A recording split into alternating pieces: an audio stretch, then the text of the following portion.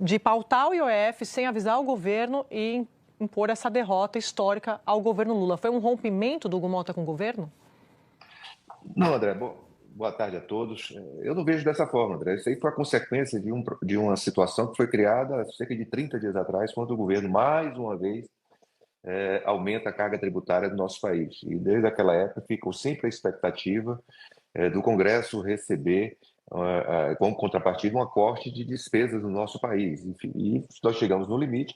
As lideranças não foi uma decisão só do Hugo Mota, foi uma decisão do Congresso como um todo, seja os líderes da Câmara, seja os líderes do Senado, o seu presidente do Senado, e de darmos um basta nessa situação que nós não podemos, em hipótese nenhuma mais, aumentar a carga tributária do país a cada 37 dias. Isso é inadmissível, principalmente em um país que tem carga tributária de primeiro mundo e serviços de terceiro mundo. Isso é um recado claro que o Congresso Nacional quer dar ao governo federal. Mas por que, na visão do senhor, a minha pergunta é mais em relação ao timing, né? Porque é uma semana de São João, dificilmente a gente vê tanta movimentação no Congresso assim, muito enérgico na semana de São João. Por que nesta semana, na visão do senhor, o Hugo Mota decidiu pautar a derrubada do IOF?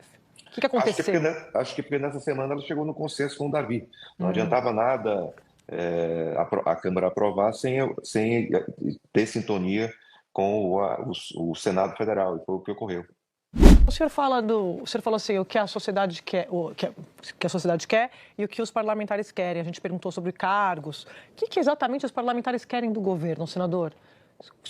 Olha, depende de que governo. Se os parlamentares do PT querem aumentar a estrutura do Estado, mais cargos para a companheirada, assaltar as nossas estatais, que estão dando um rombo, como estão dando. Não, estou falando do Agora, Centrão, nós né? da oposição, não, nós queremos que se tenha... Eu te pergunto aqui a vocês, desde que se iniciou esse governo, vocês viram alguma medida de contenção de gastos, de enxugamento da máquina pública, de melhorar a gestão? Nada. Só se fala nesse país de aumentar a estrutura. Nós temos hoje um foco completamente errado. Mas o quanto dessa... A concessão de serviços, de benefícios que não se pensa mais, se orgulha no Brasil, André, de nós termos alguns estados, como o meu, fruto de 20 e tantos anos do PT, de termos mais Bolsa Família do que carteira assinada. Isso é uma distorção. O senador e nós temos que mudar essa forma. Só para explicar para o assinante que o senador é do Piauí. Senador, o senhor, eu estou perguntando isso porque a impressão que eu fico é, por exemplo, conversando com muitos parlamentares, é de que há um grande incômodo com essa investigação que está rolando lá no Supremo das emendas. O quanto isso influencia nessa... Eu acho que isso é uma narrativa, né? Me perdoe dizer. Eu quero que, se alguém que cometer erros com questão de emenda, que pague. Eu luto dia a dia por transparência. A coisa que eu mais quero é levar mais recursos para o meu estado. Eu gosto quando seja anunciado, meu nome esteja com essas obras que são executadas. Essa questão de falta de transparência, isso me causa espécie. Nós temos que dar total transparência a essa questão. Agora se fala em questão... Nesse país só se fala em orçamento secreto. Cadê esses 100 anos que o Lula dá de sigilo dessas loucuras que são feitas no Palácio Planalto? Então, só essas situações eu acho que deveria ser proibido, e acho que a imprensa como toda, a sociedade como um todo, proibir qualquer tipo de sigilo com recurso público no nosso país. Isso deveria ser um objeto de aprovação no Congresso Nacional. E eu tenho certeza que se o presidente Lula tivesse coragem de fazer isso, o Congresso apoiaria. Pergunto para o senhor, então acho que o Centrão, os partidos de centro, né? Partido de centro, oposição, estão com essa posição, o qual eu acho correto, tá? Na hora de olhar cortes. Agora, o senhor não acha que vocês, né? Partidos de centro, partidos de direita, deveriam então, já que o governo não apresenta uma proposta de corte, vocês não deveriam chegar e falar assim, então nós vamos fazer o trabalho que o governo quer? Uma responsabilidade com o país. Eu sei que essa é uma função do governo, eu entendo que essa é uma função do governo, mas vocês não vão tomar a parte dos senhores? Me perdoe, isso não é função do parlamento, isso é uma função... Se nós tivéssemos sido eleitos, se eu ainda continuasse na Casa Civil, pode ter certeza que eu teria coragem de apresentar qualquer tipo de corte, por mais impopular que seja. Isso é função do governo. Agora o governo quer que o Congresso corte para ele gastar. Isso não tem sentido. Isso aí, em nenhum país do mundo, isso pode ser operacionalizado. O que tem que haver é se tem responsabilidade o presidente assumir a sua função de governar, botar na cabeça que ele foi eleito presidente para assumir os problemas e as soluções do país. E apresentar e sentar conosco para a gente discutir corte de gasto.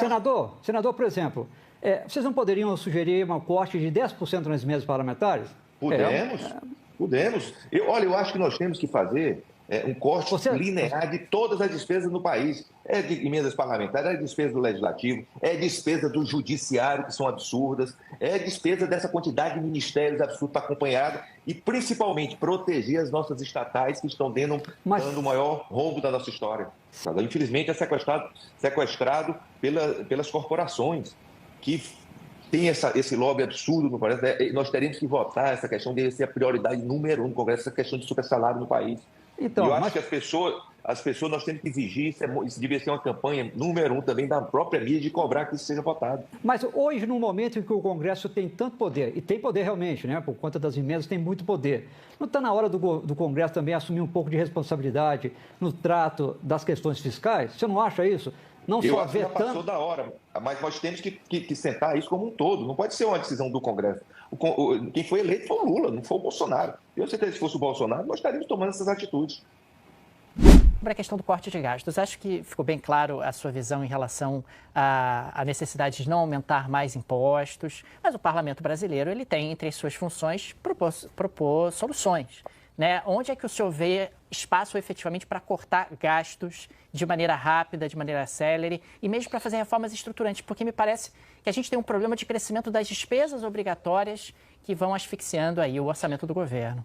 Eu acho que, primeiro, blindar as nossas estatais desse prejuízo absurdo que está dando, que quem vai pagar é o contribuinte. Segundo, tem um corte linear de isenções no nosso país, passa de desoneração, essa situação, tem que ter um corte linear.